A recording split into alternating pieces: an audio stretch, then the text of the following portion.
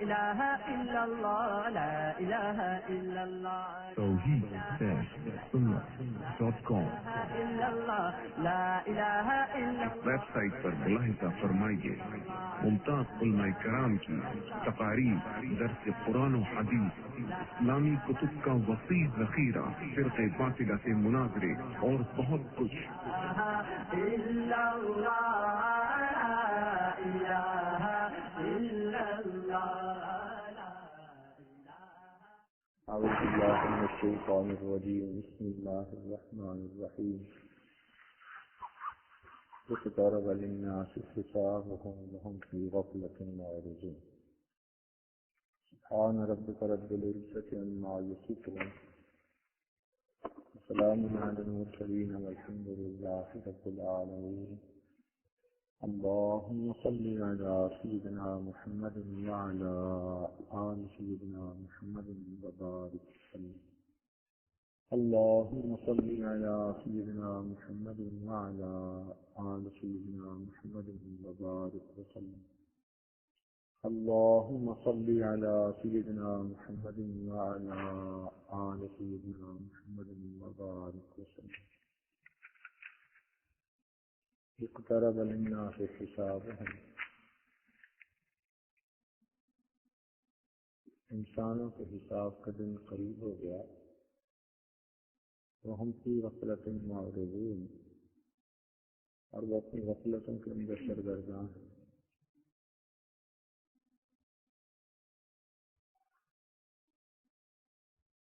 قرآن مجید میں قیامت کے بارے میں بھی تذکرہ ہوا اور احادیث میں بھی اس کا تذکرہ ہوا.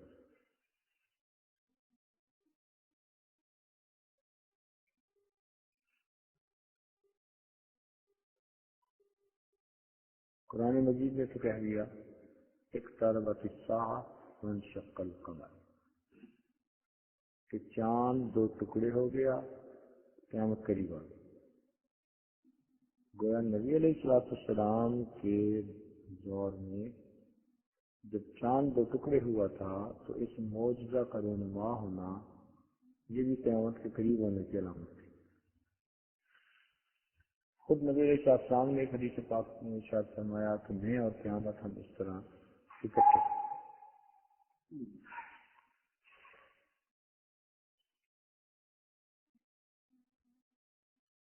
جب اس وقت کو بھی 1400 سال گزر گئے، اب تو قیامت اقرب ہو گئی، قریب سے قریب تر ہو گئی. ہم لوگ آج جس دور میں زندہ ہیں یہ شر اور فساد کا دور ہے، فتنوں کا زمانہ ہے. حدیث پاک میں ہے کہ فتنے ایسے برسیں گے جیسے تسبیح کا دھاگا ٹوٹے تو دانے ایک کے بعد دوسرا گرتا ہے. یعنی تواتر سے جیسے دانے گرتے ہیں اس تواتر سے فتنے آئیں گے. ایک ختم نہیں ہوگا دوسرا اوپر سے، وہ ختم نہیں ہوگا تیسرا اوپر سے. چاروں طرف فتنے، چاروں طرف فساد ہوگا، خوب کھل کے فساد دنیا میں ظاہر ہوگا. اس کی کچھ چھوٹی علامتیں بھی نبی علیہ السلام نے بتائیں، کچھ بڑی علامتیں بھی بتائیں. سب پوری ہوتی چلی جا رہی ہیں. ان میں سے بہت ساری علامتیں تو ہم اپنی آنکھوں سے پوری ہوتے ہوئے دیکھیں. یعنی 1400 سال پہلے جن باتوں کا تصور کرنا مشکل تھا آج ہم آنکھوں سے دیکھ رہے ہیں. صحابہ کے دور میں تو کوئی اس کا تصور بھی نہیں کر سکتا تھا. یہ تو نگاہ نبوت تھی کہ جس نے 1400 سال پہلے دیکھ لیا کہ کیا ہونے والا ہے. مثال کے طور پر ایک مثال کہ نبی اسلام نے ارشاد فرمایا کہ جب مکہ کے بطن کو چیر کے راستے بنا دیے جائیں، بطن پیٹ کو کہتے ہیں، جب مکہ کے پیٹ کو چیر کر راستے بنا دیے جائیں اور مکہ مکرمہ کی عمارتیں پہاڑوں کے برابر اونچی ہو جائیں، سمتا گرستا، پھر تم قیامت کا انتظار کرنا۔ آج آپ عمرہ کے لیے، حج کے لیے سعودی عرب جائیں تو آپ کو رنگ روڈ ملیں گی، انٹرنل رنگ روڈ اور آؤٹر رنگ روڈ۔ اور یہ رنگ روڈ جتنی بھی ہیں یہ پہاڑوں کو کاٹ کے آپس میں ملا کے روڈ بنا رہی ہے۔ جب ان ٹنل میں سے گزرتے ہیں نا تو حدیث پاک یاد آتی ہے کہ جب مکہ کے پیٹ کو چیر کے راستے بنا دیے۔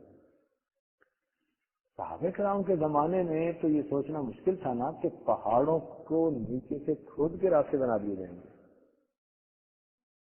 وہ تو پہاڑوں کے اوپر چڑھ کے نیچے اترتے تھے، پھر اوپر چڑھ کے نیچے اترتے تھے، اور at the end of the day اتنا تفاضل طے ہوتا تھا۔ مگر آج تو اوپر بلڈنگ ہے، ہائی رائز، مکہ مکرمہ کی پورا شہر بس رہا ہے اور نیچے سے ٹنل جا رہے۔ تو گویا مکہ کے پیٹ کو چیر کے راستے بنا دیے گئے۔ پھر بلڈنگ دیکھو، ہائی رائز۔ صحابہ رضوان اللہ علیہ مجمعین کے زمانے میں تو بندہ یہی سوچ سکتا تھا نا کہ بھئی ایک منزلہ گھر کی بجائے 2 منزلہ ہو جائے، اوپر بالا خانہ بن جائے، اوپر بالا خانہ ایک کمرہ بن جاتا تھا نا چھت کے اوپر، تو لوگ اس کو بالا خانہ سمجھتے تھے۔ بس یہ اس دور کی سب سے اونچی منزل ہوتی تھی کہ ایک کمرے کے اوپر دوسرا کمرہ بنا لیا۔ تیسرا کمرہ بنانے کے لیے تو اس زمانے میں کم لوگ سوچتے ہوں گے، 3 منزلہ کیا؟ آج وہاں جا کے دیکھو تو مکہ ٹاور اور جبل ابو قبیس آپ کو بالکل ایک طرح کے نظر آ جائے۔ مکہ ٹاور کے اوپر کی آپ اگر اسٹوری پہ رہتے ہیں نا تو آپ وہاں بیٹھ کے دیکھیں، آپ کو جبل ابو قبیس کے کچھ سے نیچے نظر آئیں گے، آپ اوپر ہیں۔ اب اتنا اونچا مکان بنانا دور صحابہ میں تو کسی کی سمجھ میں آ ہی نہیں سکتا، کیسے پاسبل ہو سکتا ہے اتنا اونچا مکان بنانا؟ آج بنے ہوئے ہم اپنی آنکھوں سے دیکھ رہے ہیں۔ یہ ایک چھوٹی سی بات تو نہیں کہ جب مکہ مکرمہ کے پیٹ کو چیر کے راستے بنا دیے جائیں اور جب مکہ مکرمہ کی عمارتیں پہاڑوں کے برابر اونچی ہو جائیں، فانتظر الساعہ، تم قیامت کا انتظار کرو۔ اب یہ وہ حدیث پاک ہے کہ جس کو 100% 100% پورا ہوتے ہوئے ہم نے اپنی آنکھوں سے دیکھ لی۔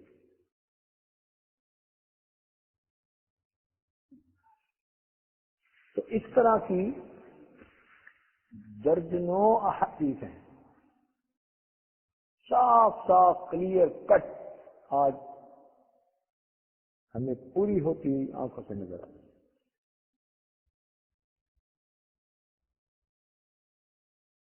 وہ وقت جب کہ سعودی عرب کے اندر پانی پینے کو نہیں ملتا تھا، صحابہ کرام سفر کیا کرتے تھے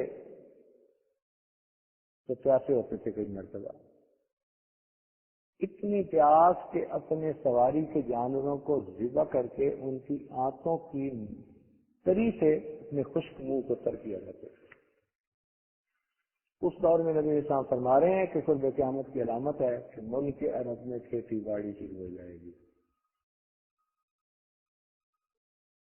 کیسی خلاف مشاہدہ چیز نظر آتی ہے، پینے کو پانی نہیں ملتا اور ملک عرب میں کھیتی باڑی شروع ہو جائے گی۔ اور اب چند سالوں سے سعودی عرب والے گندم میں خود کفیل ہیں، اب اپنی سرپلس گندم باہر ملکوں کو بھیجتے ہیں۔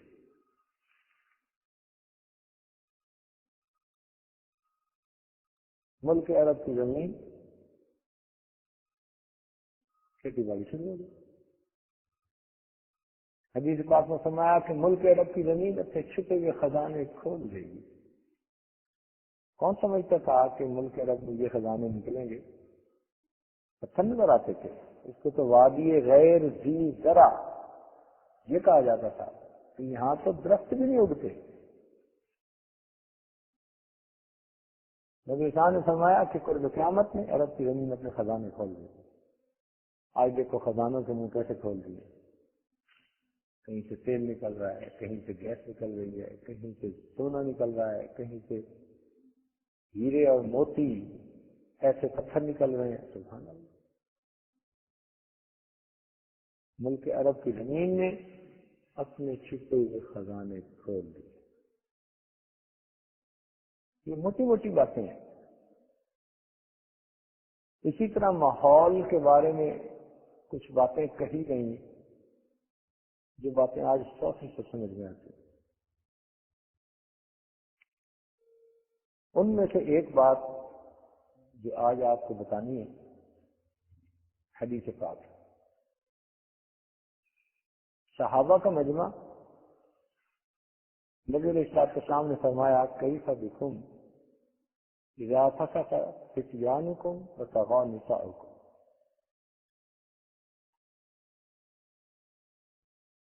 اس کا کیا ہوگا جب تمہارے نوجوان فاسق و فاجر بن جائیں گے اور عورتیں تمہاری سرکش ہو جائیں گی. نوجوان فاسق و فاجر بن جائیں گے اور تمہاری عورتیں وہ سرکش ہو جائیں گی. دور صحابہ میں تو یہ بات عجیب تھی کیونکہ اس میں تو برائی کا نام و نشان نہیں تھا. ہر طرف نیکی, تقوی, پرہیزگاری, سچائی اس کی زندگی تھی. اور اس دور کی عورتیں تو اپنے گھر میں مردوں کی اتنی فرما بردار کہ سوچ ہی نہیں سکتا تھا کوئی. مگر فرمایا کہ جب تمہارے نوجوان فاسق ہو جائیں گے. فاسق سے کیا مراد؟ اللہ تعالیٰ کے حکموں کو توڑنے والے, جھگڑنے سے دوڑتے ہیں. نہ انہیں کوئی ڈر ہوتا ہے, نہ انہیں کوئی خوف ہوتا ہے. احکام الہی گھروں میں ٹوٹتے ہیں, بچوں کو پرواہ نہیں ہوتی. اگر اسی بچے سے 5 روپے کا گلاس شیشے کا ٹوٹے تو ماں پھر بھی دانت چلا دیتی. اسی بچے سے نماز چھوٹتی ہے اور ماں اسے نہیں پوچھتی. ماں کی نظر میں نماز کی قیمت 5 روپے کے گلاس کی تھی. پرواہ نہیں ہوتی.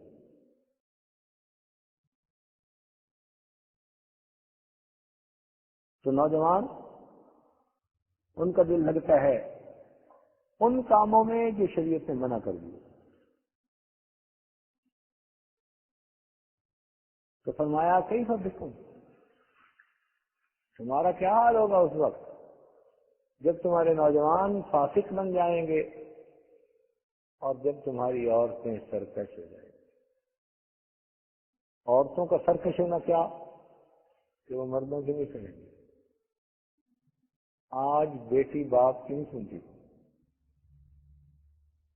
ہاں, عمر کے ایک حصے تک اس کی ضرورت ہوتی ہے, اس کو پروٹیکشن کی ضرورت ہے, اس کو تعلیم کی ضرورت ہے. جب اس عمر سے تھوڑا اوپر جاتی ہے اپنے فیصلے خود کرتی ہے. نہیں ماں باپ کو سنتی ہو. اب وہ امی کہتے پھریں, بہری ہو جاتی ہے.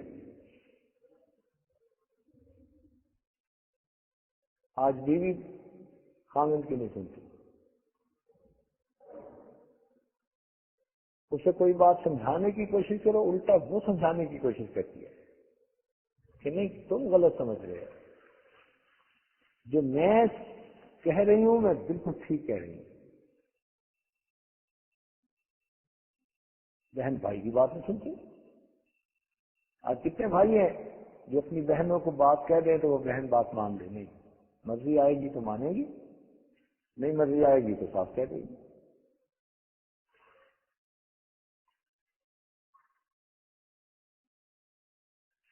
تو ایسا وقت آ گیا کہ جو نبی علیہ السلام نے نشانی بتائی کہ جب تمہارے نوجوان فاسق ہو جائیں گے اور تمہاری عورتیں سرکش ہو جائیں گی اس وقت کیا حال ہوگا۔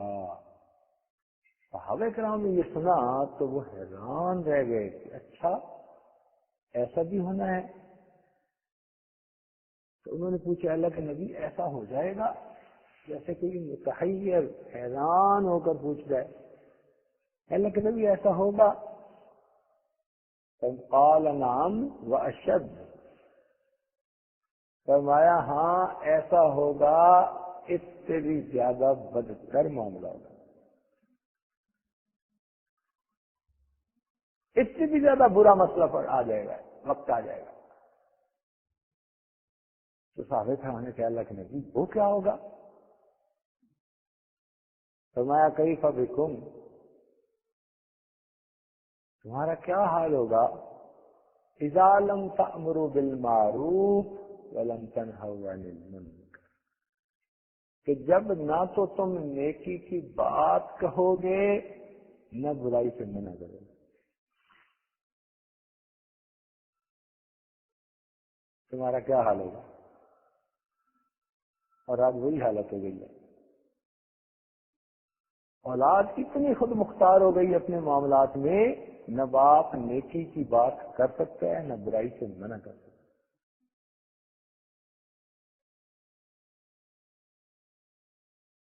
مجھے ایک صاحب ملے، ان کا بچہ اکاؤنٹنٹ تھا مگر اس کا عقیدہ خراب ہو گیا تھا دین اسلام کے بارے میں، اس کو شبہات ہو گئے تھے۔ اب بتائیے کہ جس بچے کے دل سے دین اسلام ہی کی حقانیت ختم ہو گئی، اس کا پیچھے کیا بچا؟ باپ بڑا خوش، میرا بیٹا جی بہت اچھا ہے جی، بڑا ذہین ہے، بڑا کلر ہولڈر ہے، اور اب تو جی وہ سی اے کر رہا ہے، اب تو سی اے کر رہا ہے۔ تو میں نے ان سے یہ کہہ دیا کہ آپ بچے کو کچھ خیر کی بات کرتے ہیں۔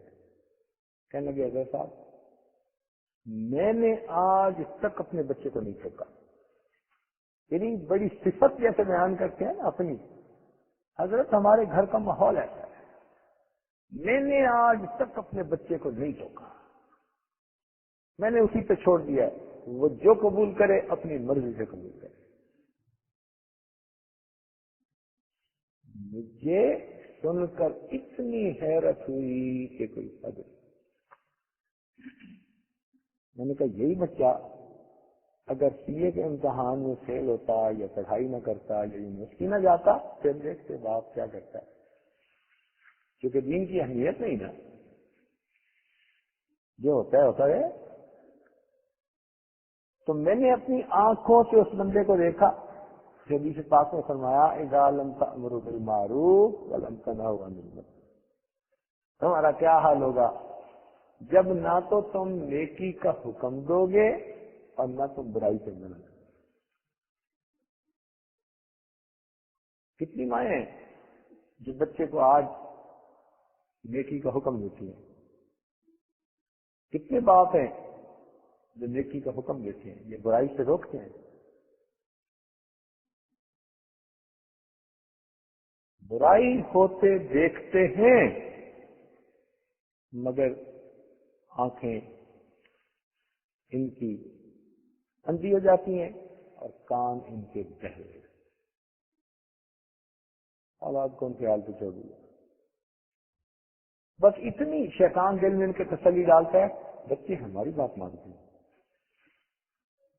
رب کی مانے یا نہ مانے اس کی پرواہ نہیں۔ چنانچہ ہمیں تجربہ ہوا یہیں پہ، ایک بچے کو بہت شروع میں مدرسے میں داخل کروایا گیا،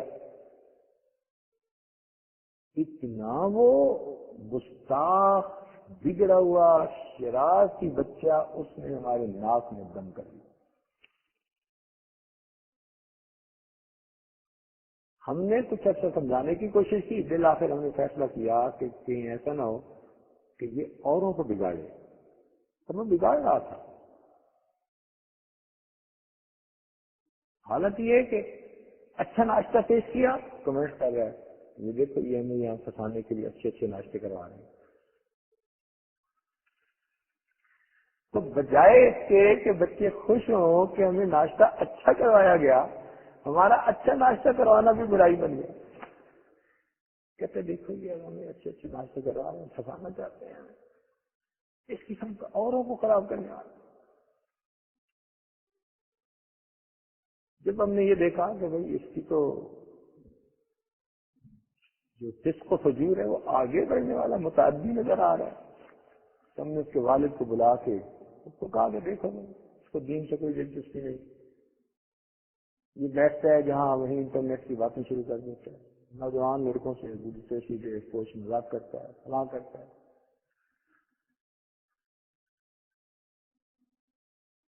اس کے والد کیا لگا اس کی طبیعت سر ایسی ہے. ویسے میں نے جب میری بات ویسے وہ بہت مانتا ہے، مجھ سے محبت بہت ہے.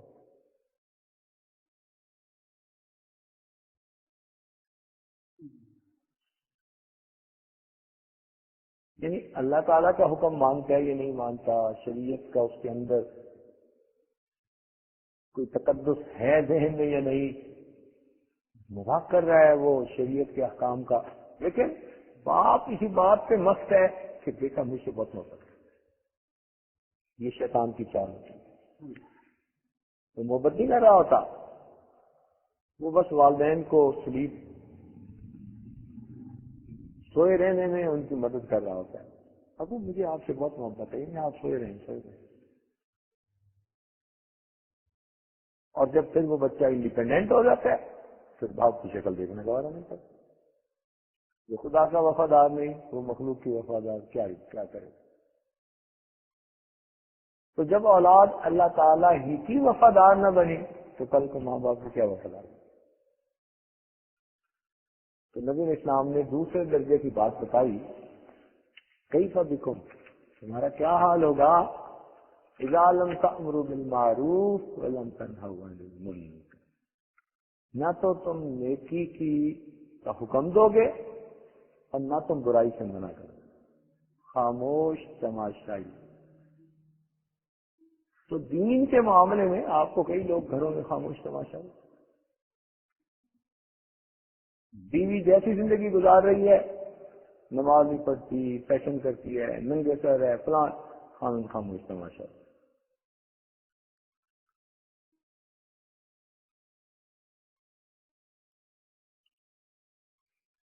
ایسے بھی کر رہے ہیں مسلمان بچیاں شارٹ اسٹینڈ کی یونیورسٹیاں جاتی ہیں، باپ خاموش تماشا.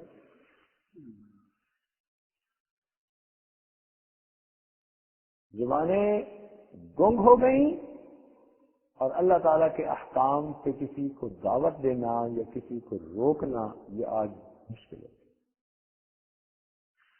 جب یہ بات کہی نا نبی اسلام نے تو صحابہ کرام کی تو حیرانی کی کوئی انتہا نہیں. کہنے لگے ان ذالک لکائن یا رسول اللہ، اللہ کے نبی یہ رو کے رہے گا. حیران ہو کے جب بندہ پوچھتا ہے تو اس وقت وہ پوچھنے لگے اے اللہ کے نبی یہ ہو کے رہے گا. نبی شان سمے قال نعم و اشد، یہ بھی ہو کے رہے گا، اس سے بھی زیادہ برا حال ہوگا.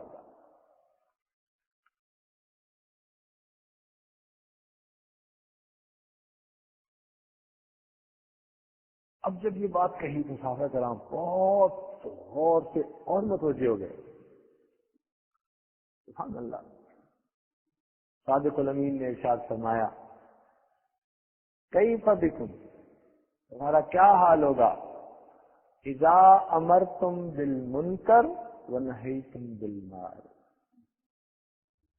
تمہارا کیا حال ہوگا جب تم برے کام کا حکم دو گے اور اچھے کام سے روکو گے.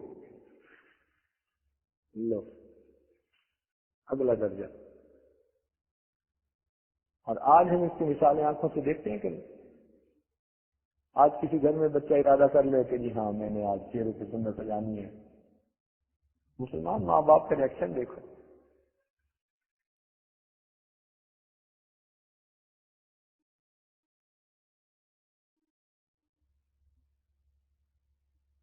تم ناجائز کام کا حکم دو گے اور نیک کام سے منع کرو گے۔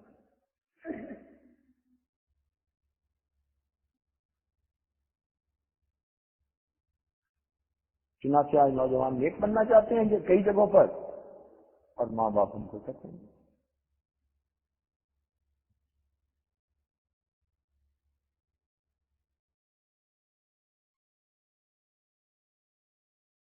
بیوی پردہ کرنا چاہتی ہے، خامن بھی کرنے دیتا۔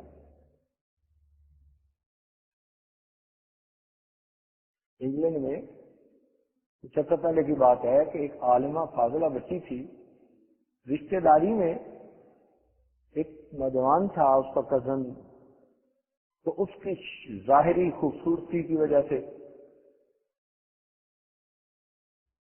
ان کا رشتہ ہو گیا۔ اب خامند کی ایک ہی بات کہ تم نے پردہ نہیں کرنا۔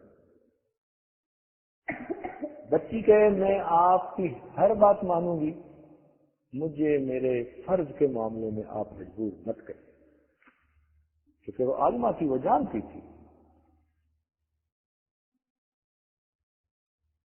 اس نے کہا جی گھر کی حدود میں جہاں تک کچھ سلسلہ آگے جا سکتا ہے، جتنی ڈھیل ممکن ہے میں وہ ڈھیل ساری کر لوں گی،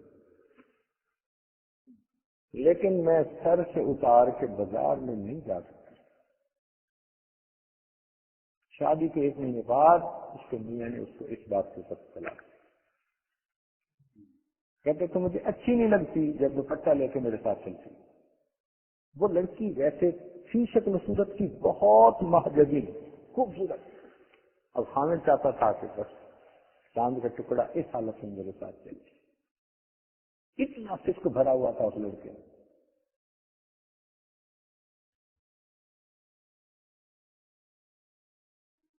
ابھی ایمریٹس میں آیا، وہاں کی ایک لڑکی کا نکاح ہوا اسی طرح کینیڈا میں۔ مسئلہ پوچھنے لوگ میرے پاس آئے کہ جی شادی کے تیسرے دن اس نے کہا بیوی سے کہ تم میرے ساتھ کلب جاؤ گی یا نہیں جاؤ گی؟ اس نے کہا کہ ہماری زندگی گھر میں اتنی محبت پیار کی گزر رہی ہے، ہمیں کلبوں کی کیا ضرورت ہے؟ کہنے لگے جا سکتی ہو تو تم رہو گی، نہیں جا سکتی تو میں کوئی اور رہوں۔ چنانچہ 1 ہفتے کے بعد اس نے اس لڑکی کو طلاق دی، کینیڈا کی بات ہے۔ وہ خاوند جو بیوی کے عزت و ناموس کا محافظ بننا تھا، آج وہ اپنی بیوی کو لے کے کلب میں جا رہے، نائٹ کلب میں جا رہے۔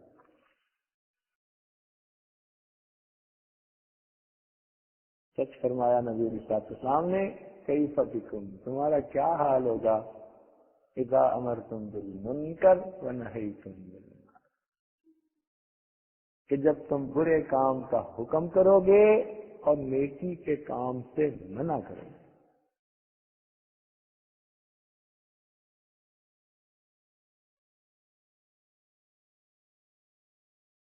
جب نبی اسلام نے یہ فرمایا تو صحابہ کرام بہت حیران ہو گئے۔ انہوں نے پھر ایک دفعہ پوچھا، ان ذالک لقائم یا رسول اللہ، اللہ کے نبی یہ سب ہو کے رہے گا؟ تو نبی اسلام نے فرمایا قال نعم واشد، یہ بھی ہو کے رہے گا، اس سے بھی زیادہ برا حال ہو جائے گا، اس سے بھی زیادہ برا حال ہوگا۔ تو صحابہ کرام نے پوچھا اللہ کے نبی وہ کیا ہوگا؟ نبی علیہ السلام نے ارشاد فرمایا کیف بکم اذا رأیتم المعروف منکرا والمنکر معروفا، کہ جب تم نیکی کو برائی سمجھنے لگ جاؤ گے اور برائی کو تم نیکی سمجھنے لگ جاؤ گے۔ فساد کی انتہا ہم آج اس دور میں اپنی زندگی گزار رہے ہیں۔ ہم لوگ زندہ ہیں نا، پہلے درجے کی بات نہیں ہے، دوسرے درجے کی بات نہیں، تیسرے کی بات نہیں، یہ جو چوتھا درجہ کہا گیا نا فساد کا آخری درجہ، آج ہم اس کے اندر زندگی گزار رہے ہیں۔ آج برائی کو نیکی سمجھا جا رہا ہے، ہم نیکی کو برائی سمجھا۔ چنانچہ جو دینی وضاحت کا بندہ نظر آئے یہ سب سے زیادہ قابل نفرت بن جائے، گویا یہ برا بن جائے، اور جو ہر برائی کرنے والا ہو آج کے دور میں یہ بڑا مہذب بن جائے۔ یہ حالت ہے۔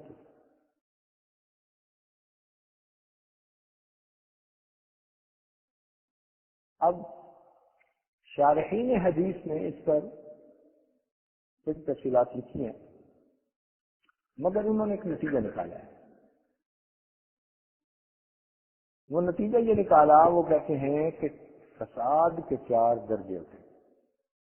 اس حدیث سے یہ ثابت ہوا کہ فساد کے 4 درجے ہوتے ہیں۔ سب سے پہلے عمل میں فساد آتا ہے،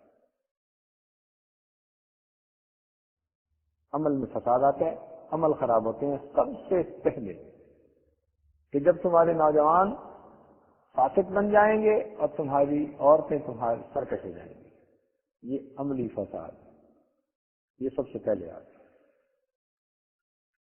جب اس عملی فساد کی روک تھام نہیں کی جاتی تو وہ پھر علمی فساد بن جاتا ہے۔ عمل میں تو فساد تھا ہی، اب علم میں بھی فساد آ گیا کہ نہ اچھائی کا حکم ہے نہ برائی سے روکنا، خاموش تماشا۔ پہلے عمل میں فساد تھا، اب جب آگے بڑھے تو پھر کہاں فساد آ گیا؟ علم میں بھی فساد آ گیا۔ اب ان کا علم اچھائی اور برائی میں ان کو کوئی تمیز نہیں دکھا۔ یہ تمیز تو علم نہیں بتانی تھی نا، ختم۔ اچھائی اور برائی کا دیکھ، خاموش تماشائی، یہ فساد کا دوسرا ہے۔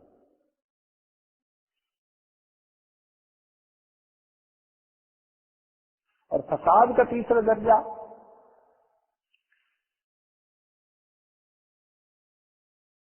سوچ کی خرابی، عقل کی خرابی، دماغ خراب ہوتا ہے۔ دماغ کی خرابی کیا؟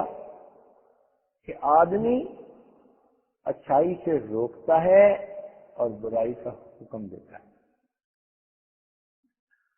یہ عقل خراب ہو گئی، سوچ ختم ہو گئی، سوچ کی نعمت سے، فکر سلیم کی نعمت سے محروم ہو گئی۔ یہ جو ضمیر اس کو بتاتا تھا کہ یہ اچھائی ہے یہ برائی ہے، وہ کام ختم۔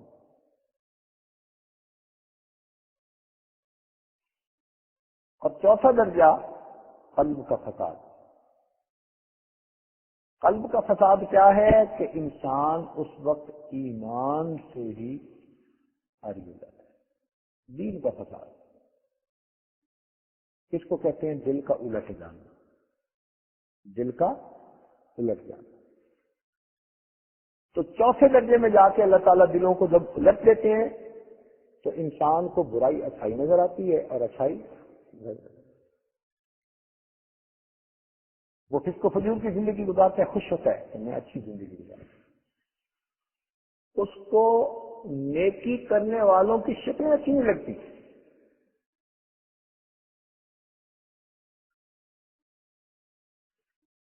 وہ نیکوں کو دقیانوس سمجھتا ہے۔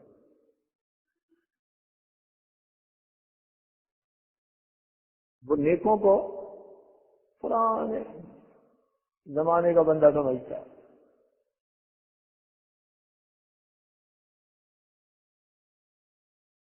یہ قلب کے ٹیڑھا ہونے کی آخری دلیل ہوتی ہے۔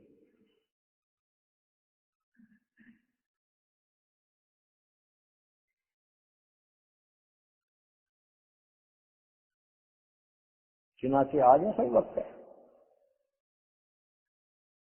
کہ جو برائی کرنے والے لوگ ہیں وہ آج آنکھ کا تارا بنے ہوئے ہیں، کہتے ہیں یہ بالکل ٹھیک ہے۔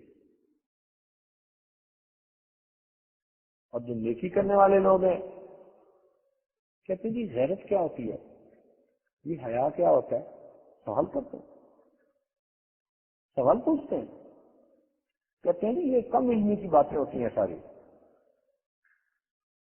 یہ جو مسلمان کہتے ہیں نا جی عورت کو پردہ کرنا چاہیے، یا بیوی نے ہاتھ ملا لیا خاوند کے سامنے کسی سے تو خاوند کو غیرت آ گئی، کہتے ہیں سب جہالت کی بات ہے۔ یہ تعلیم میں کمی کی وجہ سے اوپن مائنڈیڈ ہونا چاہیے۔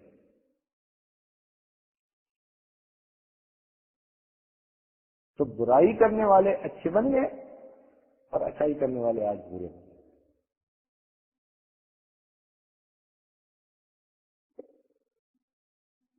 چنانچہ آج 50 بندے مل کے دعوت کرتے ہیں اور سب ڈانس کرتے ہیں، پھر اس کے بعد گند کرتے ہیں، برائی کرتے ہیں، اور جو ایسی محفل میں حصہ نہ لے اچھا بندہ نہیں ہے، اچھا بندہ نہیں ہے، اسے مل جل کے رہنے کا طریقہ نہیں آتا۔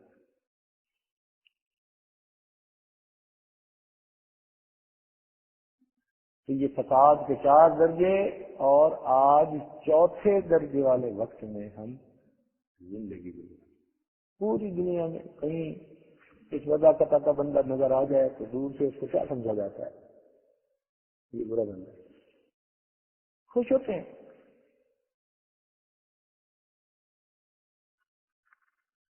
اس بات سے کہ جی ہم برائی کر رہے ہیں، خوش ہوتے ہیں اس بات سے۔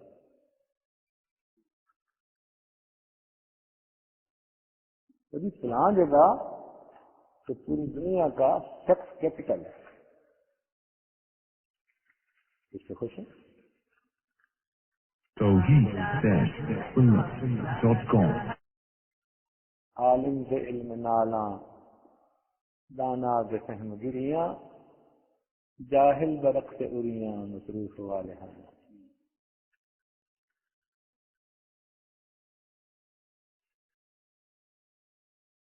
اب اس فساد کے دور میں اپنے ایمان کی حفاظت کرنا بہت مشکل ہے۔ ہم خود اس کی حفاظت نہیں کر سکتے، ہاں ہمارا پروردگار ہماری حفاظت کر سکتا ہے۔ چھوٹے بچے جب کسی چیز کو نہیں نہ سنبھال سکتے تو وہ اپنے بڑوں کے پاس رکھوا دیتے ہیں، امی یہ میرے پاس 10 روپے ہیں، مجھے انعام میں ملے، امی آپ رکھ لیں، میں جب ضرورت ہوگی لے لوں۔ تو بھائی جیسے چھوٹا بچہ یہ عمل کرتا ہے نا، ہم بھی اسی طرح کریں، اپنے ایمان کو ہم اپنے پروردگار کے پاس محفوظ کریں، روز دعا مانگا کریں۔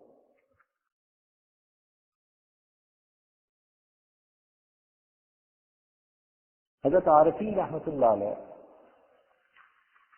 کے پاس ایک نوجوان آیا، کہنے لگا حضرت گناہوں سے بچنے کی بہت کوشش کرتا ہوں، فساد ایسا ہے، ہر طرف قرآنی فحاشی، یہ کیبل، یہ ٹی وی، یہ انٹرنیٹ، یہ فلاں، میں برائی سے بچ نہیں سکتا، میں عاجز آ گیا ہوں، میں تنگ آ گیا ہوں برائی کر کر کے، میں بچنا چاہتا ہوں، آپ مجھے بچا لیں۔ حضرت نے اسے فرمایا کہ تم نے بڑے کام کی بات کی، ایک بات کر کہ جو کچھ میرے سامنے کہا ہے نا، رات کو 2 رکعت پڑھ کے یہی بات اللہ کے سامنے کر دیں،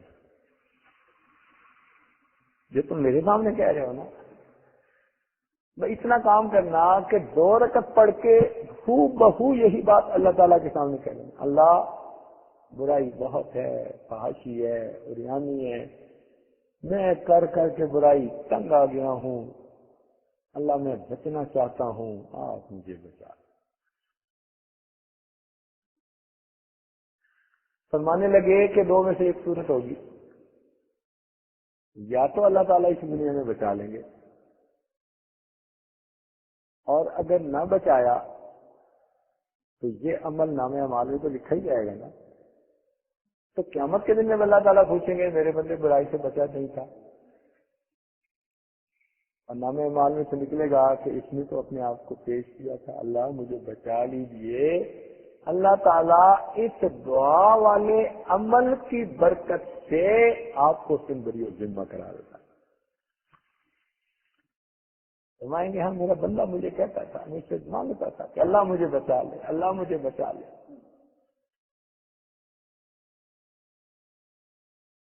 اس لیے آج کے زمانے میں ایمان کی حفاظت کی فکر لگی ہو, غم لگا ہوا ہو, ہر وقت انسان ڈرتا کانپتا وقت گزار رہا ہو. اس لیے کہ جیسے دروازہ کھولتا ہے نا بندہ تو یک ہوا لگ کے بیماری لگ جاتی ہے. سردیاں ہوتی ہیں نا, بہت سردیاں, اس وقت چھوٹے بچوں کو دروازہ بھی نہیں مائیں کھولنے دیتے. وہ کہتی ہیں تم نے باہر کا دروازہ کھولا تو یک دم جو ٹھنڈی یک ہوا آئے گی نا اور تمہارے سینے پہ پڑے گی, تمہیں اسی وقت جو ہے نا یہ کیچ کول.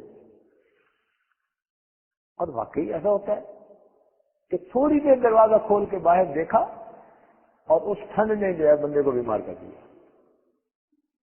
حدیث پاک کا ایسے مسلم کہ نبی اسلام نے فرمایا کہ ایک ایسا وقت آئے گا قرب قیامت میں کہ فتنہ اتنا زیادہ ہو جائے گا کہ وہی بچے گا جو گھر میں رہے گا, وہی بچے گا جو گھر میں رہے گا. اگر تم میں سے کسی نے دروازہ کھول کے باہر دیکھا تو فتنہ اس کو بھی سمجھ جائے گا.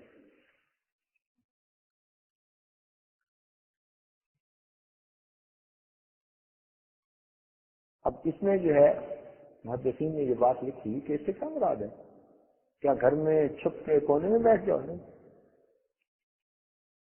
انہوں نے کہا کہ ظاہر کے الفاظ یہ ہیں, منشا یہ ہے نبی علیہ السلام کی کہ تم گھر میں اپنے بڑوں کے مشورے تعلیم کے مطابق اپنی زندگی گزارنا. تم نے ذرا جھانک کے باہر دوستوں کی طرف دیکھا تو تمہیں کتنا لپٹ جائے. اور واقعی آج یہ بات دیکھی جا رہی ہے کہ جو بچہ اپنے مسلمان ماں باپ کے پاس رہتا ہے اور مسلمان ماں باپ کی نصیحتوں پہ عمل کرتا رہتا ہے, اس لیے کہ ماں باپ ہمیشہ اچھائی چاہتے ہیں. اگر کلمہ گو ماں باپ ہیں تو وہ کبھی برائی نہیں مانگ سکتے. اپنا برا سوچ بیٹھیں گے, اولاد کا برا کبھی نہیں سوچ سکتے. تو بادشاہ نے حدیث میں اس کا یہ ترجمہ کیا ہے کہ اس سے یہ مراد ہے کہ نوجوان اس دور میں اپنے ہی ماں باپ کے بتائے ہوئے, اگر ماں باپ دیندار ہیں, اگر گھر میں ہی بے دینی ہے تو وہ تو بحث سے ہی خارج. تو اگر گھر میں نیک دیندار ماں باپ ہیں تو جو ان کے سائے میں زندگی گزارے گا وہ فتنوں سے بچ جائے گا, اور جو ان سے ہٹ کے دوستوں کی طرف نظر بھی اٹھا لے گا تو وہ برے دوست اس کو بھی